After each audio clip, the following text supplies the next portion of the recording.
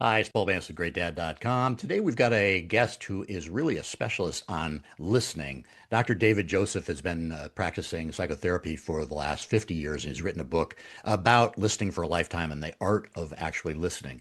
And while this episode doesn't have any like specific one, two, three type of ways you can really develop the listening with your kids to foster this connection that we think is so important between you and your children. The conversation I think you'll find very stimulating in terms of how holistic all of listening is and the role that it plays in our human connections, both with our kids and with the people around us, and kind of how that works. And I got a lot out of this conversation myself in terms of how important it is and how complicated the role of listening is. So I hope you enjoy this episode. As always, like and subscribe. That's always helpful. And as well as checking out my page with my coaching offerings at GreatDad.com/go, including our free course on gratitude for listeners of the podcast. Thanks. I hope you enjoy the episode.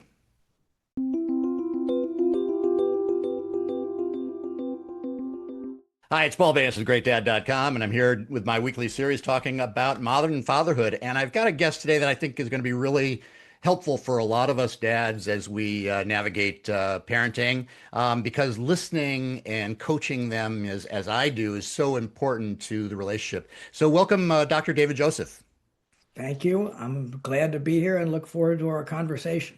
Well, you are so you are such a you've got so much wisdom about this subject. You've got 50 years of experience doing psychiatry and psychotherapy, and part of that, I mean, we're going to talk a little bit about your book, but you've written a book called "Listening for a Lifetime: The Artful Science of Psychotherapy," which digs really into this whole importance of listening, active listening, the skills behind listening. We talked a little bit before we started about the effects on the even on the brain of listening. So you're a perfect person to talk to us about this. Well, I'm looking forward to it. I learn as much from these conversations as I hope I impart. Yeah. It Okay. always, it always Well, takes it always takes me into new areas that I've either haven't thought very deeply about, or sometimes I just haven't really considered. mhm. Well, let's talk first a little bit about the kind of mystery probably for a lot of people who've been to a psychologist or a psychiatrist who maybe have done talk therapy and have spent, an hour or 50 minutes talking and not getting a lot of feedback, walking out of the session thinking, were they thinking of what they're going to have for dinner tonight, or, was there something actively going on? And I think that's one of the things in your book you is important to you to uh, to tell people, to reassure people that behind that, usually somewhat blank look on a psychologist, psychiatrist's face, that there's something active going on there. Yes, and I think it's very rare. I would think not. It's very rare nowadays for most psychiatrists, psychotherapists, psychoanalysts to have a blank face. Yeah. When the field of psychoanalysis was developed by Freud back in the early 1900s, the notion was that if the psychiatrist, if the therapist had a blank face, it would be like a mirror and it would reflect back to the patient what he or she was feeling, and or the patient then would paint the screen with their own distortions. And so it was a way of trying not to contaminate the field. In other words, not to impose oneself on the conversation, let the patient direct it. And that led to people being quite wooden and quiet and non-responsive in ways that were really quite hurtful, because Mm. patients often felt distanced, not listened to, ignored. Most of them have come because they haven't been able to find people to listen to them in the way they need to. So I don't think you'd find many people today, including my analytic That's colleagues, good. who wouldn't laugh at a joke or look sad if someone's talking about something sad, or get tense if somebody gets angry with them. The trick or the skill is in being able to be present, fully present emotionally, and at the same time keep your perspective as a therapist. So Mhm. that's um, that's the way it used to be. Right. A good friend of mine said he was in treatment for a long time, didn't get anything out of it, and as far as he could tell, his therapist analyst didn't say anything, and Yeah. that's very hurtful. Yeah. Yeah. So but what is the difference? I guess I experienced this as a coach, and we're taught quite a bit about coaching, the difference between coaching and advice, how you interact then with your patients that both helps channel the conversation. I mean, sometimes that you have an elective decision to whether you want to channel it toward this or that, and how you stop yourself, or where is the marking line for what is advice? Like, I think you should really stand up to that person and say something versus what do you think you should do, about this situation? Well, it's a really good question, and there are many times I think that we believe we aren't giving advice when we really are. Yeah. And so, if someone says to me, well, you think should I marry this woman or that woman? Um, and you could not take a position one way or another, but in your own mind say, well, I don't understand what the dilemma is. So I think and that often gets conveyed to patients. So we're sort of giving advice what we're not, why we think we're not. Most of the time about giving advice, the question is if I'm tempted to give advice to someone, I ask myself, why haven't they considered this step? That Oh, yeah. I'm holding the good advice that they're not able to find within themselves or that they're afraid to use. Yeah. And so that puts me in a very different frame of mind rather than telling them what I think is the better choice. I wonder with them why they're considering the choice they're making when the way they've described it seems so fraught with difficulty. Well, that's a really interesting distinction, because I think quite often when we're in these situations, we sometimes the thing that the person should do, your child should do, is so obvious to you and probably obvious to them, but they don't want to do it, or maybe even acknowledge that that's one of the options because of the fear of taking that step, or what that step may require, or something else. Yes, yes, very much. And the question is, why aren't they using the good judgment that they've got because they've presented the information to me such that I have a sense of what their good judgment is. Why can't they find it within themselves? Hmm. And there's always some struggle, some conflict, whatever it is. They'd break up with the girl or the guy, and they'd feel guilty, or whatever it might be. Hmm. And it might be something they're very aware of, but it might be something that's pretty hidden. Well, in coaching, we learn to to use provocative statements at sometimes, to say, what I'm hearing sounds to me as if this might be true. How does that land with you? Is that something that you would do in therapy in that same Yeah. way? Yes, Be kind of sometimes I brutally honest, like, yeah, and say, absolutely. what is your reaction? Yeah, I think sometimes I don't. I think the trick, and I don't think there's a fine line between coaching and psychotherapy and psychoanalysis. I do think that there are differences. I don't think they're all the same. I think most of the arguments about differences end up being not very productive arguments. So that yes, sometimes one says to someone, and I remember there was a patient who was on the way out, told me he was going to have an affair with his secretary. And he had described this woman as just hell on wheels and about as unstable as you could imagine. And I said, I think you'd be crazy to do that. You'd be getting yourself into a hell of a lot of trouble. Right. And Yeah. and Well, and he didn't. And the woman then later became psychotic.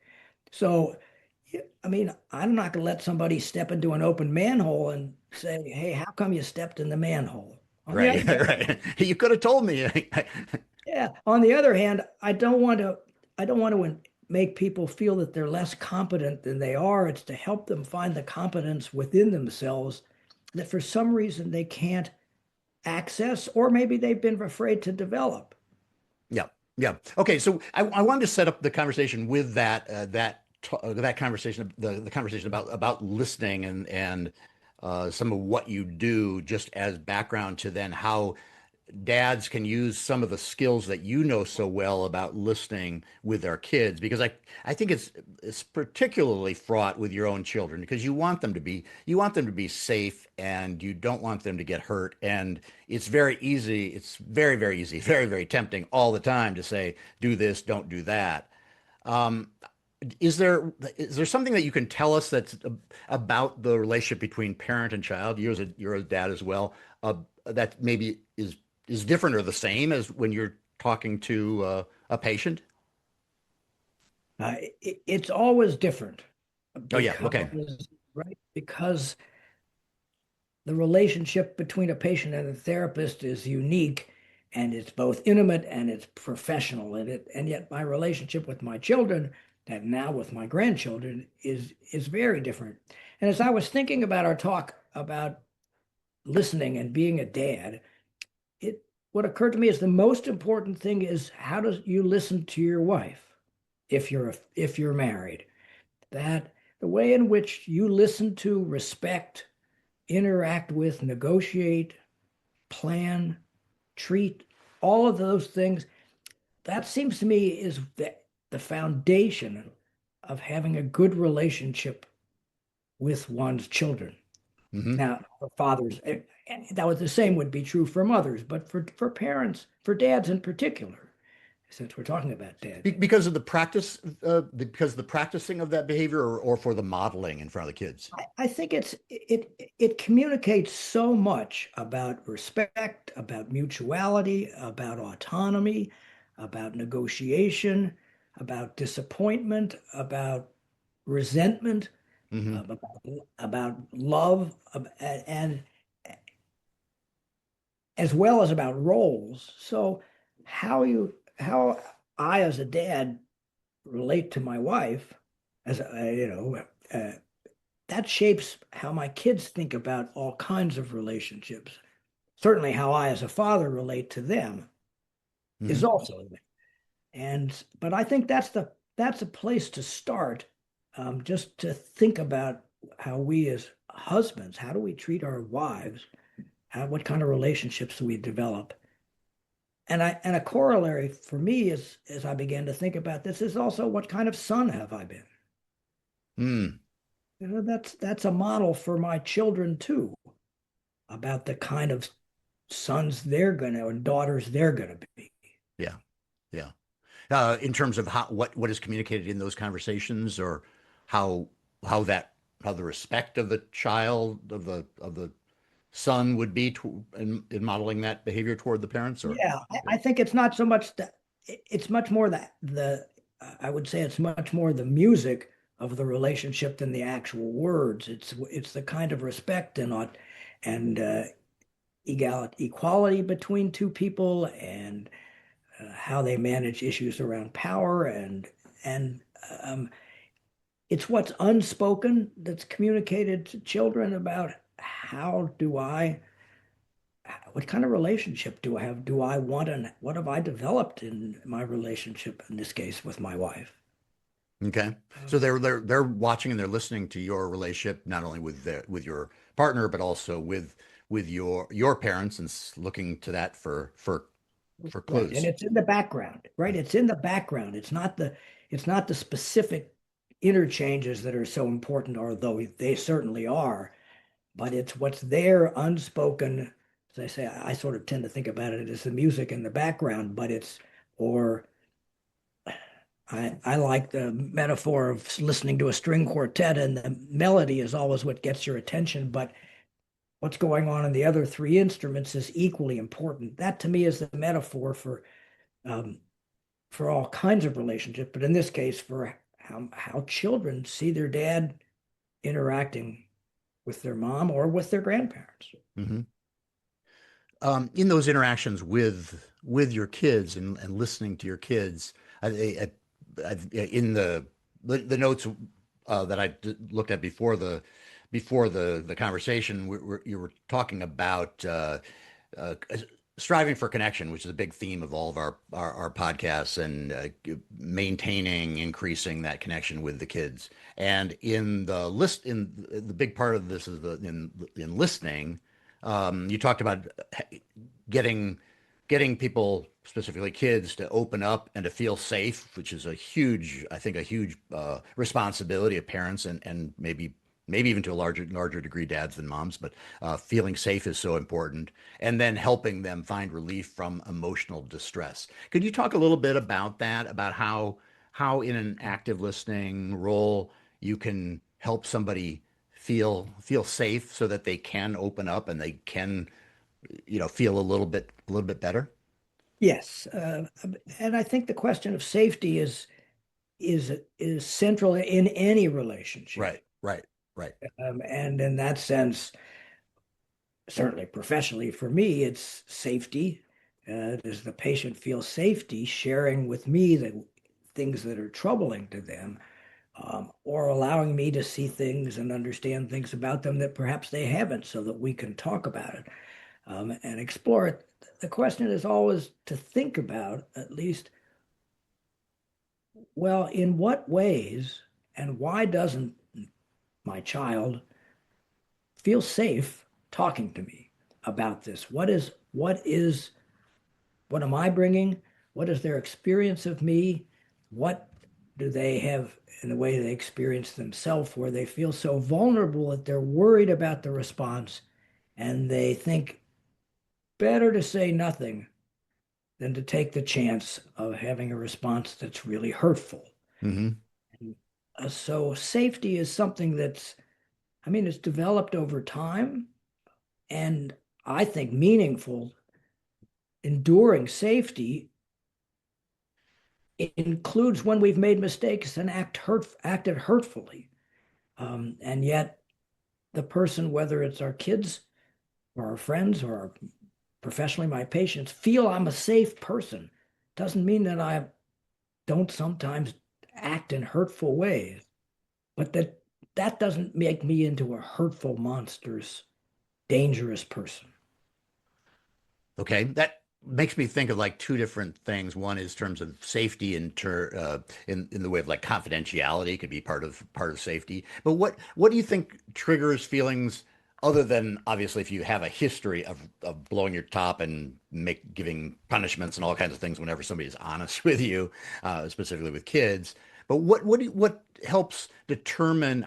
I guess I'm hoping there's some words you could use or some magic screen you could put up and say, we're in a safe zone now, and they would automatically feel safe. But it sounds like on one hand, there's a history of whether you've provided safe before, and then there's the whatever the container is for the conversation you're having right now and how safe they feel in that moment.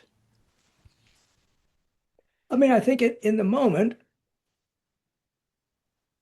they'll feel safe if they really believe you want to know what's on their mind. Yeah, And that even if they wouldn't want and need to talk to you about something that they feel ashamed of and that they ought to feel ashamed of, suppose they cheated on an exam or they shoplifted something, um, you're not pretending that you don't judge that behavior. You're not approving of it, yeah, but you're not judging the person's character. right, yeah, What you're really doing is saying, let's talk about that. And suppose somebody shoplifted, let's talk about how to handle that. What would you like to do? And we can talk about why you shoplifted, whatever. But so it doesn't mean that you don't doesn't mean you don't pass judgment on something that warrants judgment, but you don't judge the person as though their whole self has been polluted. right. Okay, so And so that's important is not judging the person versus judging the behavior. not judgment with a big J and a and bringing down the gavel. It is we're all fallible, and Yeah, we're all make mistakes, and sometimes do things that we shouldn't do. And so if the child needs to know, and I think this is true for patients and professionally, that they can talk openly with me about things they feel ashamed or guilty about. And I'm much more interested in helping them understand why they did it. This is professionally, and helping them metabolize the experience so they don't carry it around and torture themselves with it Yeah. forever. Yeah. Okay, so that's important. I would think somewhere along around that area would be all the kind of always statements, like you always do this. That kind of that communicates to your child that their being is kind of locked and they are this way, versus individual actors who make decisions right or wrong every day. That just feels like a big trap, both in relationships and with parent-child relationships. I want to make sure I understand, Paul, that they always, you mean as though When you there's use always always statements, yeah, like you're always always getting into trouble. You never finish your homework, or you that always, yeah, those are incredibly destructive right, because it paints the child's person with a brush.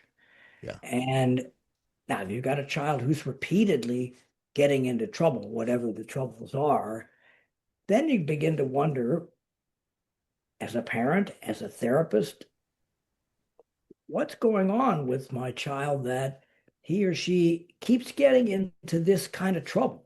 Um, right. and what's motivating them to do it, even if it sounds like they're the victim. To think about it that way is almost always a mistake. You wonder, well, what are they contributing that they keep getting themselves into these messes, whatever they are? But accusing your child or making that statement to your child or your partner or any other person doesn't serve a lot of, No, it hurts, right? yeah, right. Then you're just pouring salt in the wound. And the child, since we're talking about kids and parents, the child in some ways, even though they don't say so, they always feel bad. They not just because they've disappointed their parents, they have their own internal standards and they've disappointed themselves. And so even if they don't say to you, Dad, I did it again, you know, uh, I was late. I didn't come in after lunch and I got a detention. And the child already feels horrible. They may not say that. They may come in with an excuse or whatever, but and the parents, the dads, we may be the ones we hold the criticism for them. So we'll be doubly critical, right? Our own plus theirs, and then we react harshly, and that just engenders a withdrawal. And when one feels harshly treated, it's very hard to reflect on one's own motivations. Hmm. Hmm. So, what other tips can you give us for how to develop this listening ability to a greater degree? I mean, active listening versus advice giving or jumping to conclusions or whatever.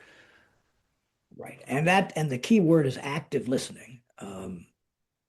Hearing is not such an active process. You hear the policeman come and you pull over.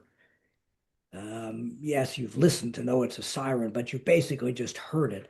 Listening is a very active an active experience, and it involves, I think, our whole person. That it involves what we're feeling in our muscularly, and what we're feeling in, and as I said earlier before we went on air, um, music in particular, but the voice, it impacts many, many structures in the brain. So listening means trying to be fully present, not in a conscious way. I don't think about my body or think about my hands or whatever, but just realizing that I'm absorbing all kinds of information, not just the words that the person is giving voice to.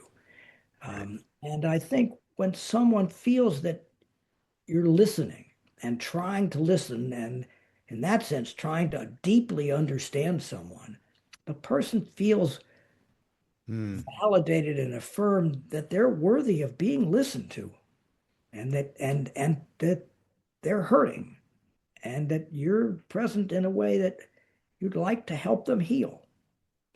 Is there a requirement? I think we all hear all the time, especially those of us who've done couples therapy, we always talk about active listening in terms of echoing, repeating statements to show understanding, those type of things. Are those as important as what you just said, which is more that sensation or that feeling that you get from another person based on visual clues or intentness of the experience that they're actually listening to versus the kind of statements that says what I think I hear you saying is, Yeah, I don't think it's more important. Um, but it's very important. That's but yeah, it's important. I mean, we all know if someone says, I right, understand, and we just think it's baloney because they haven't really listened, right, right? They understood my words, but they didn't understand, for example, how worried I am about yeah, my friend who's sick, or how sad I feel because they made a bad investment. And so, in that sense, the depth of understanding is limited. So it's not an either or, yeah, yeah. and Okay. you can't reassure someone unless you really understood pretty deeply all the things that they're struggling with. You mean if you do an echoing statement and it really misses the mark, uh, Yes, you right. probably set your cause back a little bit. If it misses the mark, for sure. But if it feels, for want of a better word, too thin, Hmm. because the person hasn't been present in a more open way, the person who's speaking, it may not even be a conscious awareness, realize that the person they're talking to hasn't really absorbed what they've been communicating. Hmm. And so the response, I mean, my word is thin. Not that it's false, but it doesn't have the depth, the substance, the deep meaning that when you really feel understood by somebody. And what role then do inquiring questions play in this? I mean, we've talked about echoing statements and perception of emotions or the full experience, but how about the questions that are open-ended that strive to get deeper understanding of the problem and maybe reassure your child that you actually are trying to help them, or you're curious, or you're really interested in what's going on. Yeah, I mean, an open-ended question is, man, why did you do that is a pretty closed-ended, right? An open-ended question is I don't know what the answer is, and I'm not challenging you. Please explain to me what was going on that you do, and tell me what happened. And then the person can describe what's going on. And it's not looking for an answer like I'm trying to think of, what time was the party over? Something like that. Right. Um, as opposed to wanting to know what the situation was. Let's say that the child left the party late. And so and open-ended questions. I mean, it's a phrase that's thrown around so much, but it's not looking for the answer. It's not, you don't want the person who's talking with you and whom you're listening to feel you're a prosecutor, Yeah. Yeah. right? Yeah. I And think men often get into the trap of asking. I know I do even in my coaching, and it's a temptation that's hard to resist, is asking either or questions. Did you do this or did you do that? What did you feel this way or did you feel that way? Which it doesn't provide as much of an opening for them to right, because express it's rarely anything binary. close to black and white. Yeah. Right? It's really, I mean, I think I think about emotions as being like white light, and there are many emotions at a given moment. If you turn the prism, your emotional life has all these different wavelengths, and you could be afraid and sad and guilty and and excited, turned on all at once. And so, to my mind, open-eared listening uh, allows you to hear the depth of what someone's experiencing and the nuance so that you can really have a better sense of who your son is and who your daughter is in the moment. Yeah. So, and it's much more an attitude. There aren't, I think that's the, if I wanted to, now that I think about it, this is something I hadn't thought about before. One of the reasons I like these conversations, I always find myself thinking about something in a different kind of way, is that you want the child to know that you're not coming in with your mind made up. You want to understand what they're grappling with in the moment, as well as what was going on in the however much hours before whatever happened, or whatever they're worried about, right? Well, that brings up an interesting point of whether or how should dads like set an intention if they know they're going to be entering into this conversation or know they're going to have this moment over the dinner table or wherever it is not going into it just turning off my phone, just like, okay, what did you have to say? But taking some some amount of time to think, like, at the very least, maybe using some sort of mantra that says, I'm striving for connection here, and going into it with a different mindset, like you said, a different attitude about the conversation, rather than here's another problem thrown at me I got to just deal with today with my child, which is kind of a different, very different type of way of approaching these conversations. Yeah. And what I mean, in each of these kind of interactions, you're deepening the connection and deepening the quality of the connection. And it's that enduring growth and development that the child then sort of absorbs within themselves. And what they absorb is particularly, how do we think about things? How do we approach problems? How do we Yeah. approach the problem of discipline? And how measured? How do we think about these things? Hmm. And that has a big impact, um, both in their identifying with us, but also that we have respect for how do they think about it. I want to know how anybody I'm talking, how are they processing this? How are they thinking about it? It won't be the same as the way I do. Yeah. Yeah.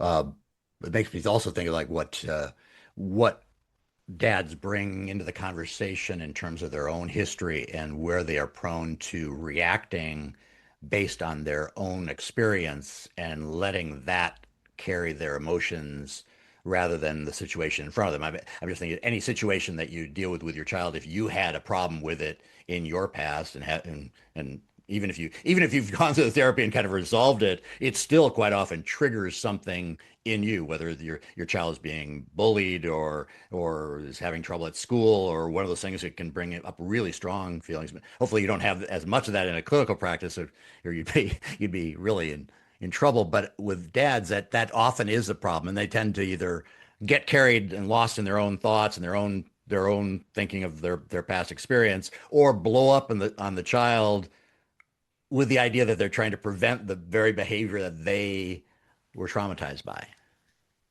Well, I'm glad you brought up with something I thought about when I was anticipating or talking about, because of course we all model ourselves on the parents we had.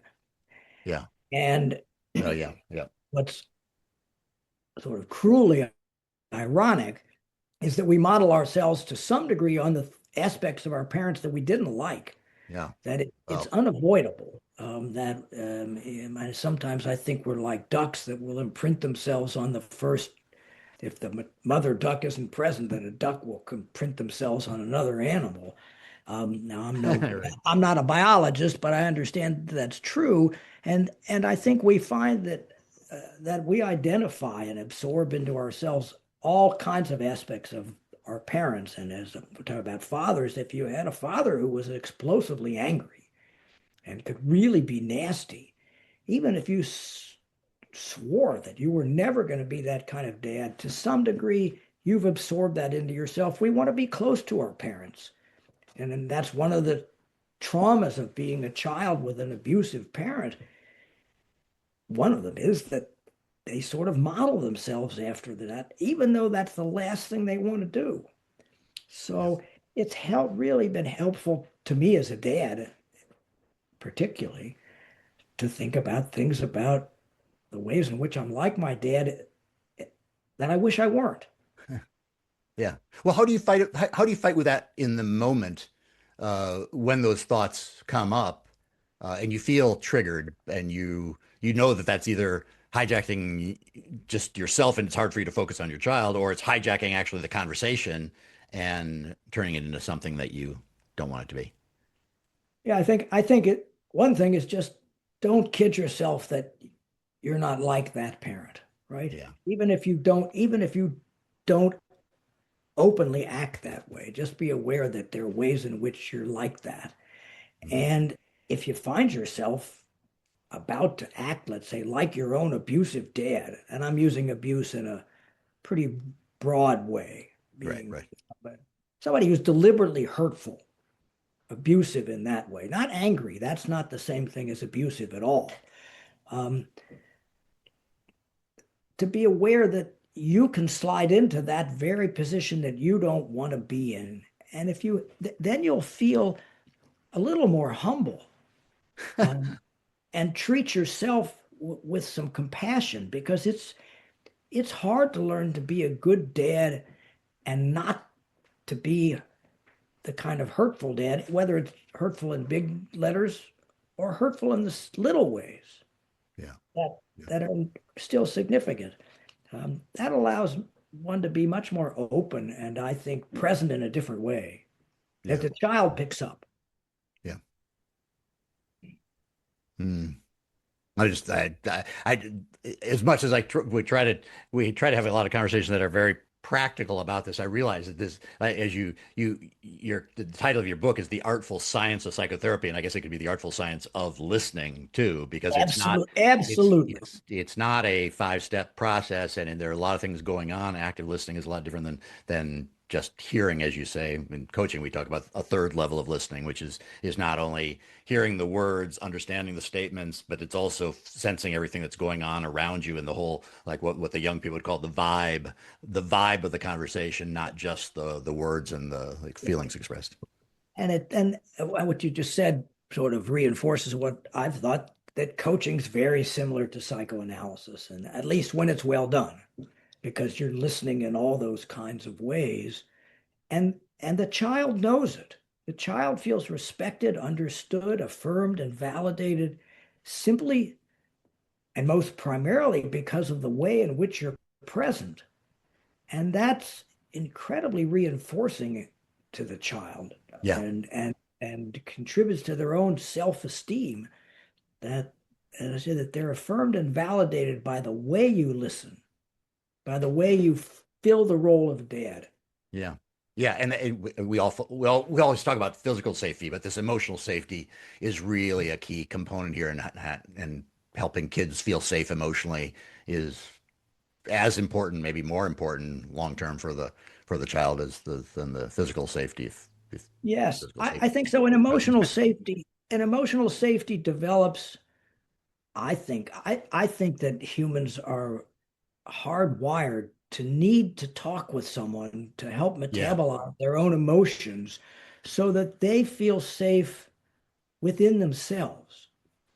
The most frightening thing is when you don't trust yourself. And so for a parent, a dad, to listen and respect and really try to know what the child's experience has been, it has that deep resonance that has a huge impact. yeah, yeah. Well, thank you for validating the coaching aspect, because I'm not a therapist and I'm not a doctor. I don't have a PhD, but psychology runs in my family. But the one thing that attracted me to coaching was this listening with a firm belief that everybody needs more opportunities to speak, and to speak at length to somebody who understands them. And rarely do you have somebody in your life who's willing to give up that much time unilaterally to play that to play that role with the empathy and the connection that's required. I would never pretend to do what you do, but coaching is very strong in It's this way. very well, as I said, and I genuinely believe this. I think the overlap is very great, and look, I'm sure you would say in your profession of coaching that there are people who are really good listeners, and in that sense do a good job, and there are people who don't. That they whatever it is, they just don't have that kind of depth. But in terms of listening, I mean, if you think about it, from the time when we were very little, we needed our mothers to listen to us, to know what we needed if we were going to survive. That's a pretty good model for what we need throughout our lives. Although we need different things, we need it to be able to keep ourselves in a place where we're always developing and growing and managing the kinds of things that are going on in our life. As I said, to my mind, it's hardwired, which just means it's part of being human. Right. Right. Well, yeah, I guess now we're more talking culturally about emotional intelligence. What is the role in your mind that empathy plays and the ability to develop empathy? I think there are a lot of people who don't feel as empathetic to others as, certainly you can see in the news. There are clearly people who lack any empathy whatsoever. But do you feel that empathy that people are born with empathy, or they learn empathy along the way? And then the role of empathy with your child? Well, I'm sure that there are genetic and neurobiological differences in terms of our ability to be empathic. And by what I mean by empathic is that I listen to someone and I get some understanding and emotional experience within myself that has some resonance with what the person I'm listening to is experiencing. So if they're talking about something that feels, and they're sort of quite contained, but it's sad, but not very sad, and I'm feeling deeply saddened, then I might wonder whether the person is much sadder than they realize, and I'm responding to that empathically because they haven't demonstrated it. Hmm. Or sometimes I can understand it in a way at the same level that they do. And the person, I think, an empathic response is where the other person feels understood emotionally. It's not just the words, it's the music of the person who's spoken, the person who's listened. Yeah. They feel, and it's hard to be empathic because it will stir up things within yourself. I've come to think that the hardest person to listen to is oneself. So if you listen to yourself, if someone's describing a very sad or tragic experience, it hurts. It hurts to Yeah. listen. Yeah. And it'll tap into all the ways in which you've had your own deep hurts. And so it's hard work to be present in that way. Is that a professional liability for you? Was it hard at times, days where you were really felt weighed down by your own empathic response to your patients? Yes, and if I didn't, I Right. would feel I was protecting myself. Um, I think in my profession, you don't get too weighed down because it's still the patient's life. Right.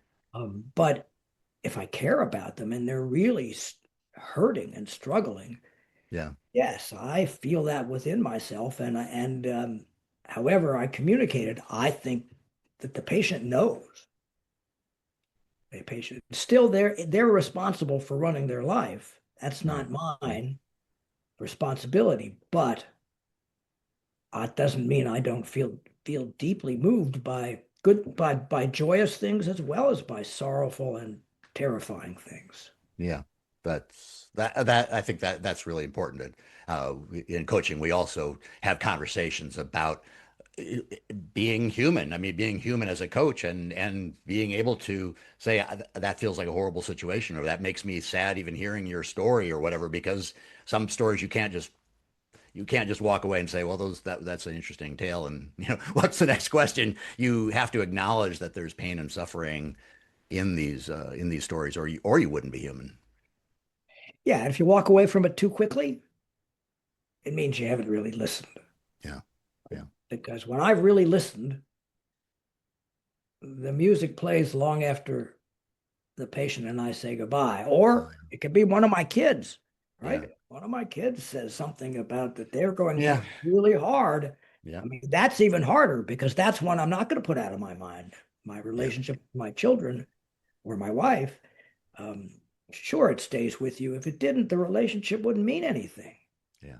Yeah. Well, let's talk a little bit about your book, just because it really does focus in on listening. The book, I guess, is meant to be both for professionals and for patients or anybody interested in what you do and how it works. Could you talk a little bit more about why you want to write a book and what you hope to convey to people Yeah, who pick it up? sure, I'd be glad to. First of all, as we said in the beginning, I think too much psychoanalytic and psychotherapeutic writing is overly dense and confusing, and it's like reading Kierkegaard, as we talked at the beginning, and I think that's unfortunate because it steers people away. And I Is that because people tend to get into all kinds of models and research and, so and so wrote in 1977 in their famous paper, that kind of scholarly yeah, language that's great in the I, academic environment, but not I good for, think so. I think it's because and I mean, I think there are all kinds of complex reasons, but I think, yes, yeah. that's a big one. It's academic and they want to prove that this is a serious discipline. This isn't just fluff. Yeah. Uh, Well, and and the issues are serious too. And so people like Kierkegaard have written really good stuff that us psychotherapists and psychoanalysts and coaches use, even if we don't know we're using his ideas. yeah. So it's not to dismiss that, but it doesn't have to be written about in a dense way. And I organized the book around a bunch of aphorisms that I'd made up over my career without realizing it. Um, Aphorisms like someone behaves violently because they've felt they've been violated, or a good psychotherapeutic relationship is the best medication.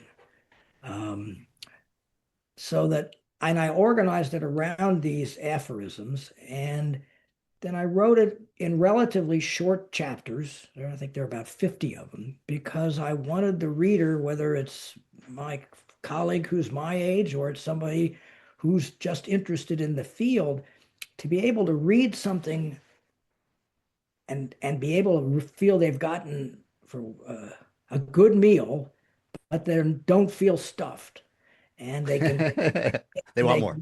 and they want more. They can finish it. They can read it. They can read two or three and stop and come back and not lose the flow. And I wanted to write it in a way that was engaging. It was very important to me that my readers feel they're having a dialogue with me, that they have some sense about who is the person who's writing this book, and that they realize that psychotherapy is first and foremost an experience of developing a relationship between two people. And I'm very much my own person. And I was my own person for 26 years. I was David Joseph for 26 years before I became Dr. Joseph. And David Joseph is at the center of my Dr. Joseph. And Mhm. so I wanted to write a book that conveyed the personal quality and experience of being a therapist. Um, and I and I wanted to make the book readable, where the reading was actually pleasurable. Uh, in the course of your career, have you seen therapy evolve into something that, I mean, given its twists and turns, uh, that it's become something more true or scientific or believable? I mean, for a long period of time, I think post Freud and the post the discussions about Freud, there was a lot of people who tried to take away its scientific underpinnings, and certainly as we've learned more about the brain, and especially what we've learned about neuroscience over the last 30 years, must be a fundamental change in how you approached your profession. What has that evolution been like for you in terms of learning Well, more it's and been understanding? it's been it's been staggering. I mean, how much more we know about genetics, about neurobiology, about the anatomy of the brain, um, is huge. But the reason I entitled the book "The Artful Science of Psychotherapy" is that human relationships are never going to be reduced to neurological processes. The mind and consciousness is a different kind of experience. And to my mind, the professions that you and I are in, yes, there's lots of objectivity, whether we think about it as neurobiological or biochemical or developmental, there's lots of biology. But there's also psychology and subjectivity. There's lots of subjectivity as well as lots of objectivity. And the subjectivity that's what makes us human. And so it's very important to me to convey that this kind of relationship, professional relationship between a patient and a therapist of whatever stripe is both very professional and very personal. And we shouldn't be apologetic about that. Yeah. Yeah. Yeah. That's I think that's what makes it a human science. right. Right. Yeah. But that despite or in addition to all we've learned about the brain, it doesn't change some of those really basic truths about human relationships and the importance of listening. I mean, that doesn't that doesn't change anything about how we listen or why we listen or the power of listening. No, no. And it shouldn't be the goal of neuroscience to eliminate the subjectivity from Right. human relationships, Right. including the therapeutic relationship. And particularly in the field of psychiatry, psychiatrists have always, I think, felt that their science isn't scientific enough compared to an oncologist or a pulmonologist. Right. Uh, and they get, and recently, I think they've sort of pushed away the subjective aspect of being a good clinician, whether you're an internist Mm, or a psychotherapist or a nurse or anyone else. yeah. So to me, the subjectivity is part of the beauty of being human. Yeah. But yeah, I certainly believe that one of the tragedies of the last 10, 15 years is the focus more on cognitive behavior therapy, whereas while the learning behind that showed that you could change the brain and change the way we're wired, it forced people like you, I'm sure you felt that, into more short-term fixes rather than long-term introspection that was really what's needed for almost, I would say all of us need the services that you provide at some point in our life to resolve things and move forward. Well, yeah, I mean, look, the last piece of research I did, 80% of psychiatric medications are prescribed by non-psychiatrists. That's So not that, that's like that means that the family medicine or the internist, and you go in and you say, I've really been sad and I've been crying a lot. And the doctor's only got 15 minutes or 20 minutes, and they're there and they listen for 15 or 20 minutes and do whatever they have to, and they give you an antidepressant. That's bad medicine. And yeah, that's someone who hasn't either the knowledge or the skills or the time to listen and doesn't invite the patient back to say, look, we don't have time today, let's talk. yeah, And and that's an example where it's as though the wish is that you could treat, let's just say, sadness and depression the way you treat hypertension or the way you treat pneumonia. yeah, And that would take away all our subjectivity. And it's bad, in my opinion, it's bad medicine. yeah. I agree with you. Yeah, It's profitable for a lot of people. Yeah, yeah, for a lot of people, but it's bad medicine yeah, for the person who's sad or anxious or depressed. yeah.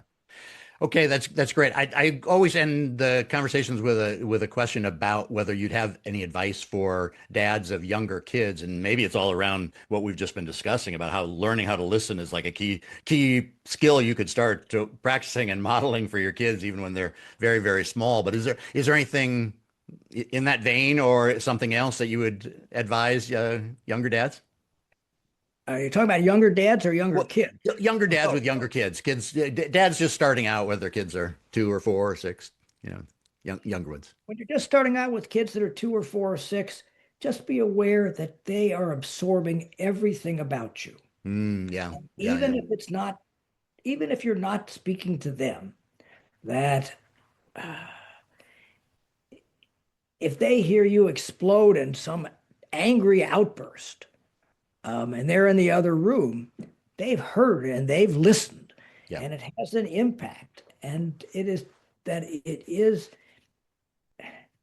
the quality of how you are with the people in your life that forms the foundation of what your kids will absorb from you about the kind of dad, about the kind of man, about the kind of person you're trying to become, not just who you are, because I would like to think we're always in the process of becoming. And that's what our sons and daughters will learn from us.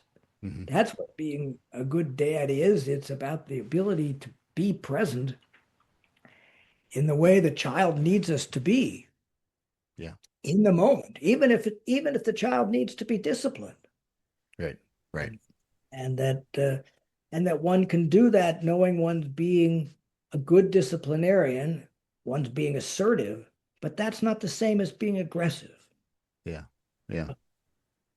Well, that's good advice to always keep on top of the mind. I think we kind of started out saying like you're the sum of a lot of activities, and one mistake doesn't necessarily, ruin your kid forever. Now you got to move on to kid number two to get it right. But but having that top of mind, minimizing the number of times or maximizing the number of times where you do the right thing, where you say the right thing, where you have the correct response is the goal rather than singling out the one, the one time last week I wasn't true to who I want to become. And how you manage and own when you've done a bad job. Yeah, yeah, yeah. It's very meaningful to kids just like it is to adults when you say, I was Yeah, much too nasty and I'm sorry. yeah. It that goes a long way as apologizing to your kids when And they when it's know and you know that you're wrong. Yeah, yes, and it means to them, my dad doesn't think he's a horrible guy because he did this, but he thinks what he did was pretty hard. I yeah. wish Oh he yeah, hadn't done it. And I love my dad, even though I didn't like what he just did or what he just said. yeah, yeah. That is a really important distinction. Well, Dr. Joseph, thank you very much for taking the time to talk with us Yeah. today. I really Um, appreciate the I, conversation.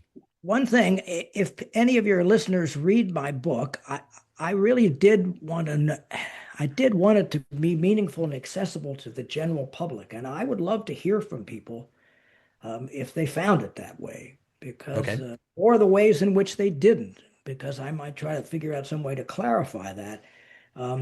Because as I said, it's important to me that anybody could read about this and I think particularly because it's being lost in today's society. It's just being squeezed out of our daily lives. So the book is Listening for a Lifetime, The Artful Science of Psychotherapy, which I know you can find on Amazon. I'm sure other places as well. What would be the way that people could get back People to you can and react to the book? they could write to me. Okay. I'm pretty good about responding. It's D.I. Joseph Okay. 3518 at Gmail. So Okay. it's All crazy. right. We don't have time to tell you what I got hacked and came up with a dumb email address, but it's too much trouble to change it. Okay. But All right. I would like to hear from people if they'd like to write, because um, that was a very important goal of mine. Yep. Is there a way for them to reach you off of your website as well? You know, I'm 80, I'm going to be 85 in April, and I don't have a website. I'm going to get one. I don't have one yet. Okay. All right. Well, But their Gmail but address is that fine. will prod me to get one. There you go. Okay. Very good. Well, thank you very much for the time. Good. I've enjoyed our conversation. Okay. I Paul hope, and I Basin. hope, and I hope your listeners do too. Okay. Paul Basin, GreatDad.com. You can find my coaching offerings at GreatDad.com/go, including a free course for podcast listeners on gratitude. You can find the code at that page, GreatDad.com/go. Okay. Until next time, remember, a strong family starts with you. Take care. Bye.